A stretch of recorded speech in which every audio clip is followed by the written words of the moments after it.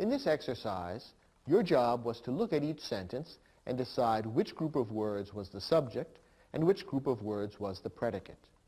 Then within the subject, you were to identify the most important word, which is the simple subject, and within the predicate, to identify the most important word, which would be the verb. Let's take a look at each of the sentences and see how well you did.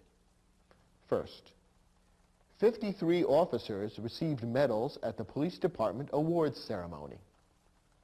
What's the subject of this sentence? Who or what is the sentence about? It's the first two words, 53 officers. That is who this sentence is about. And the simple subject, the most important word here is officers. The other word, 53, gives us more information about the officers. Specifically, it tells us how many officers there were. So 53 officers is the subject, and officers is the simple subject. That means the rest of the sentence would be the predicate. Were you able to identify the single most important word, namely the verb? That's the word that expresses the action that the officers did.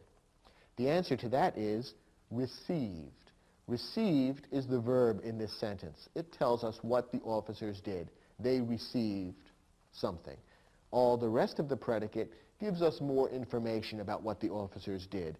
What did they receive? Medals. Where did they receive them? At the police department awards ceremony. So all those other words in the predicate are there to give us more information about the action they did, namely the receiving. Let's take a look at the second sentence. Bored with the grown-up conversation, little Amy fell asleep under the kitchen table. Where would you divide this sentence between the subject and the predicate? In this case, the subject includes all the words up to little Amy. So the subject would include bored with the grown-up conversation, little Amy. All of that is the subject. All of that describes what the sentence is about, or in this case, who the sentence is about. What's the single most important word here? Did you identify one word as the simple subject? The answer is Amy. Amy is the simple subject. That's basically what the sentence is about. All the other words here give us more information about Amy.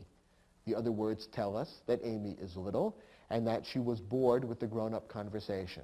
So all those other words give more information about the simple subject, Amy. The rest of the sentence is the predicate. Fell asleep under the kitchen table. Which word is the verb, the most important word in the predicate? The answer is fell. What did Amy do? She fell. The rest of the words in the predicate give us more information, specifically that she didn't fall off a ledge or off a sofa. She fell asleep. And where did she fall asleep? Under the kitchen table. So the subject is bored with the grown-up conversation, little Amy, and the predicate is fell asleep under the kitchen table. And fell is the most important word in the predicate, the verb. How about the next example? The number of businesses in this county has increased every year for the past decade. The subject of this sentence is the number of businesses in this county. All of those words go to explain what the sentence is about. Now, picking the simple subject in this sentence isn't so easy. It's a little bit tricky in this case. Is the sentence about businesses or this county? No, it's really about number. The word number is actually the simple subject of this sentence. One way to tell for sure is that that word, that simple subject, is the word that is most directly connected to the predicate. Let's look at the predicate. The predicate is the rest of the sentence, which says, has increased every year for the past decade. Now remember, the predicate tells us what the subject of the sentence does.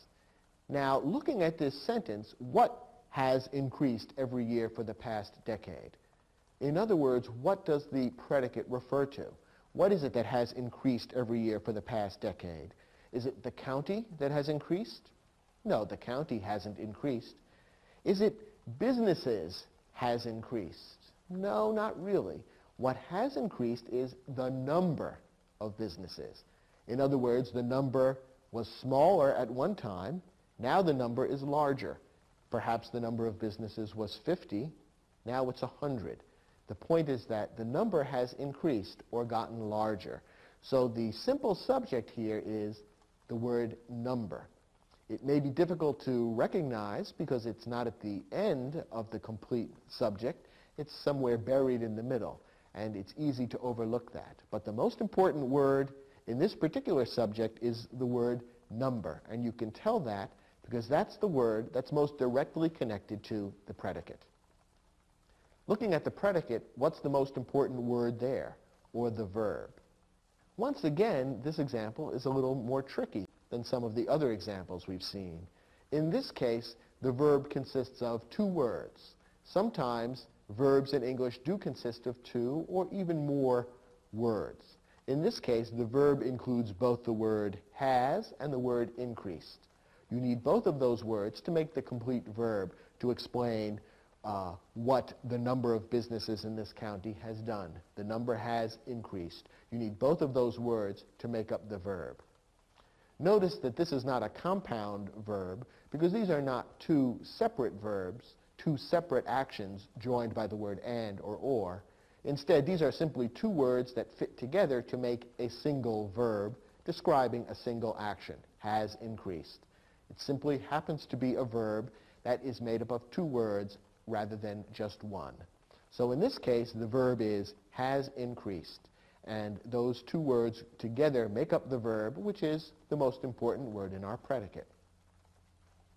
Next example. According to scientists, birds and dinosaurs are biologically related. Where would we divide the subject and the predicate in this case? In this sentence, the subject is everything up through the word dinosaurs. So the subject is, according to scientists, birds and dinosaurs. The rest of the sentence is the predicate. It tells us what the subject is or does. Are biologically related. Now let's go back to the subject. What's the simple subject here? Do you notice anything unusual about it?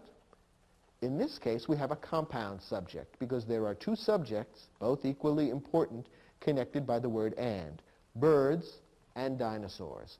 So those two words together with the word and connecting them make up the simple subject in this particular sentence. Looking at the predicate, what's the most important word, the verb in this predicate? The verb is are. What the sentence is about is something that birds and dinosaurs are. And all the remaining words in the sentence give more information about that. They tell us where this information comes from, namely scientists, and they tell us what the birds and dinosaurs are. They are biologically related. Our last example, all day and all night unceasingly fell the rain. This sentence may sound a little bit unusual to you, and it's written in a slightly unusual English style. It almost sounds a little bit poetic, and we put it in for a specific reason. Where would you find the subject in this particular sentence? Well, this sentence is different from all the other sentences we've looked at so far because the subject is at the end of the sentence. In most English sentences, the subject comes at the beginning.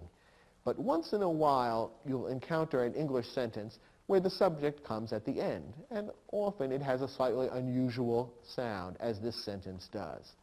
In this case, when we ask who or what is the sentence about, we say it's about the rain. So those last two words of the sentence, the rain, are the subject. And the simple subject is the one word, rain. The rest of the sentence is the predicate. It tells what the rain did. And what did the rain do? All day and all night unceasingly fell. What's the single most important word in the predicate? The verb, which tells us exactly what the rain did. The verb is fell. So the heart of this sentence is rain fell. And all the other words give us a little more information about that. Obviously, we threw this sentence into the mix to illustrate for you that the subject isn't always at the beginning of the sentence. But in most English sentences, it is. So when you're looking for the subject of a sentence, start by looking at the beginning. The chances are good that that's where it is. But if you don't find it there, stop and think, perhaps this is one of those unusual sentences where the subject appears at the end. And this is an example of that.